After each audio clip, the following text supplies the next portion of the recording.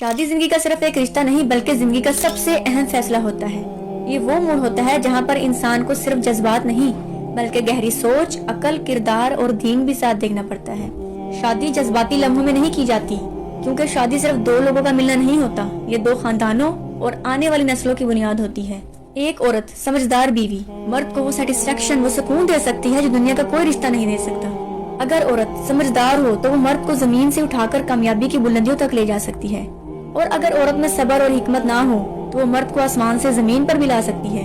اسی لیے عورت کو شیر کی بچی ہونا چاہیے، ایسی عورت جو حالات سے گھبرائے نہ بلکہ اس کا مقابلہ کرنا جانتی ہو، جو صرف بیوی نہ بنے بلکہ ایک محافظ بن کر اپنی نسل کی پرورش کر سکے۔ نبی صلی اللہ علیہ وآلہ وسلم نے فرمایا کہ دنیا ایک فائدہ اٹھانے کی چیز ہے، اور دنیا کی سب سے بہترین نعمت نیک عورت ہے۔ اگر عورت دین جانتی ہو تو اس کے فیصلے بھی دین کے مطابق ہوتے ہیں، کیونکہ اصل رشتے صرف محبت سے نہیں چلتے، وہ عزت، وفاداری، اخلاق اور دین کے اصولوں پر قائم رہتے ہیں۔ اور عورت کو بھی ایسا مرد چننا چاہیے جو غیرت مند ہو، ایسا مرد جو اس کی عزت کے لیے کھڑا ہو جائے۔ شیر کا بچہ، مگر یاد رکھنا شیر کا بچہ وہ ہوتا ہے جو اپنی عورت پر ہاتھ نہ اٹھائے، اونچی آواز سے بات نہ کرتا ہو، کبھی اسے ذلیل نہ کرے اور کبھی اسے دنیا کے سامنے نمائش نہ بنائے۔ اور مرد حضرات سے میں یہ کہوں گی کہ بیوی کو پہلے پالنا سیکھو، پہلے بیٹی کی طرح پالی جاتی ہے پھر تمہارا بازو بنتی ہے۔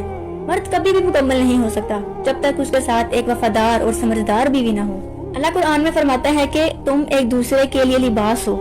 لباس انسان کو چھپاتا بھی ہے، اس کی حفاظت بھی کرتا ہے اور اس کی زینت بھی بنتا ہے۔ اسی طرح شوہر اور بیوی ایک دوسرے کی کمیاں چھپاتے ہیں، ایک دوسرے کی حفاظت کرتے ہیں اور ایک دوسرے کی زندگی کو خوبصورت بناتے ہیں۔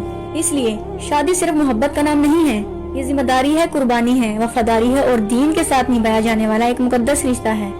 اور جب دو سمجھدار لوگ دین، اخلاق اور عزت کی بنیاد پر ساتھ چلتے ہیں، تب صرف ایک گھر نہیں بنتا بلکہ ایک بہترین نسل جنم لیتی ہے۔